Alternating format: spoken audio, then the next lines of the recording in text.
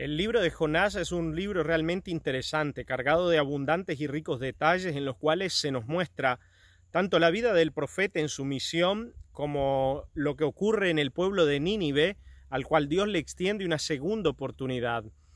Hoy quisiera compartir contigo algunas lecciones que vienen a mi mente del último capítulo, el capítulo 4 de este libro maravilloso, el capítulo 4 de Jonás. En él yo puedo ver algunas de las lecciones. La primera de ellas que quisiera compartir contigo es que Dios es un Dios que juzga con rectitud, con bondad y con justicia. Nosotros muchas veces en la Biblia vemos a Dios extendiendo sus juicios y para algunas personas a veces resulta problemático el ver a Dios, por ejemplo, exterminando a una determinada ciudad, a toda una población, y es como que es algo dramático para nosotros.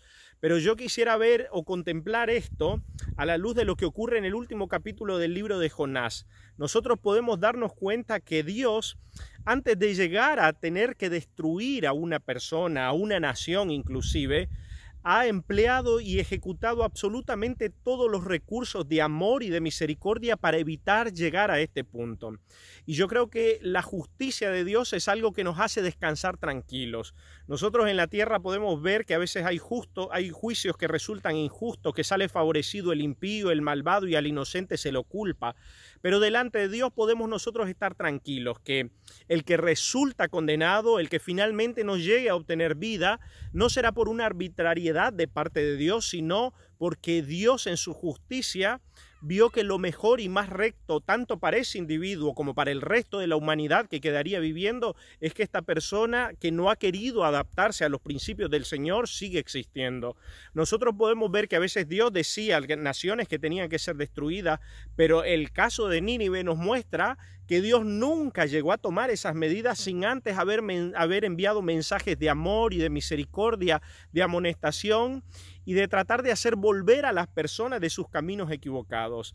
Cuando Dios ve que hay posibilidades de salvación, va a emplear a un profeta, va a enviar un mensaje, va a utilizar todos los recursos, incluso enviando a un hombre al vientre de un pez, sacándolo de allí, vomitándolo en el mismo lugar donde tiene que escuchar o ser predicada la palabra, para que los que tengan que salvarse puedan hacerlo.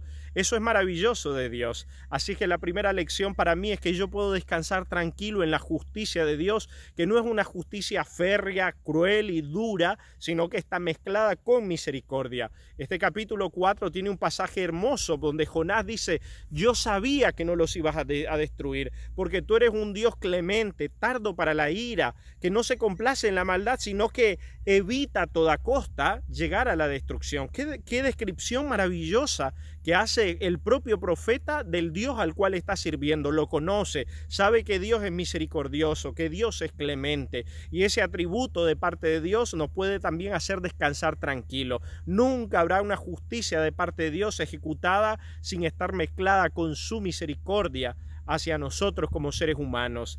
La segunda lección que yo veo es que Dios no ve las cosas como nosotros vemos, o nosotros no percibimos las cosas de la misma manera que Dios ve, y Dios en su misericordia se toma tiempo para dialogar con nosotros y hacernos entender algunas cosas que no percibimos adecuadamente. A veces también en nuestra procura de justicia nosotros quisiéramos que las cosas se ejecuten de una manera rápida y tajante, pero Dios, que ve el fin desde el principio, sabe que puede dar una segunda oportunidad y que las personas pueden volver sobre sus pasos y llegar a enderezar sus vidas. Jonás está triste porque no se destruye a los ninivitas. Tal vez él se sentía indignado porque había visto cuán corruptos y malvados eran ellos, todo lo malo que habían hecho, y en su visión, en su percepción como ser humano, tal vez ellos tenían que ser destruidos. Y muchas veces así pensamos nosotros: ¿cómo una persona pudo haber vivido una vida tan mala y después Dios le da misericordia y después Dios la perdona? Pero en realidad acá hay algunas cosas interesantes que debemos de pensar. Nuestra gran preocupación no tiene que ser si Dios perdonó o le dio una segunda oportunidad al impío y este se salió con la suya. No, como ya dijimos en el primer punto, debemos descansar en la justicia de Dios. Y en segundo lugar, debemos descansar en que lo más importante para nosotros debe ser estar seguros de que tenemos una profunda relación con Jesús y nuestra vida está en armonía con Él. Cuando nosotros estamos en armonía con Él, no tenemos por qué incomodarnos si Dios extiende su misericordia a los demás. Lo importante es que disfrutemos y gocemos de lo maravilloso que es tener una relación de amor y de amistad con con nuestro Dios. Dios acá juzga, como he dicho, con justicia al pueblo de Nínive, pero a la vez también se toma un tiempo para explicar a Jonás o tratar de dialogar y hacerle entender. Incluso Dios llega a decirle, ¿tanto te enojas? Y Jonás dice, sí, mucho me enojo. Y ahí vemos a Dios paciente, tratando de que su hijo pueda entender por qué le está extendiendo una oportunidad a ellos. También es importante que consideremos nosotros, las personas pueden llegar a obtener salvación después de haber sido corruptos y malvados, pero podemos estar seguros que acarrean duras consecuencias por sus acciones de alejamiento de parte del Señor, y ellos tristemente tienen que cargar con eso. Así es que no podemos nosotros decir se salió con la suya, no, porque todo pecado tiene una consecuencia que es cargada en el alma, y cuando la persona realmente se convierte, se acerca a Dios, ese pecado le pesa por haberse llegado a degradar tanto delante del Señor, y las consecuencias se extienden en el tiempo. Así es que sin duda alguna lo mejor es vivir una vida de rectitud delante del Señor, y si aquellos que han vivido mal se empiezan a convertir, debemos de alegrarnos nosotros. Dios va a dialogar con nosotros, saben, como el hijo pródigo. Viene a mi mente la historia del hijo pródigo. El hermano mayor estaba molesto porque el padre recibía al hijo menor. Pero en realidad el hijo mayor estaba molesto porque él mismo nunca había gozado de una verdadera relación de amistad con su propio padre. Había estado en la casa de él, pero parece que él vivía como un esclavo, porque nunca había sentido gozo verdadero. A veces así somos también. Podemos ser cristianos, pero no hemos descubierto el gozo maravilloso de estar en Jesucristo y de ver qué maravilloso es que algunas personas puedan verlo en su hermosura y volverse de sus malos caminos y decidir ser mejores personas. Y la última lección que viene a mi mente, que es maravillosa, es que Dios es un Dios de amor, el cual se importa y se preocupa por cada una de las personas de forma especial y particular.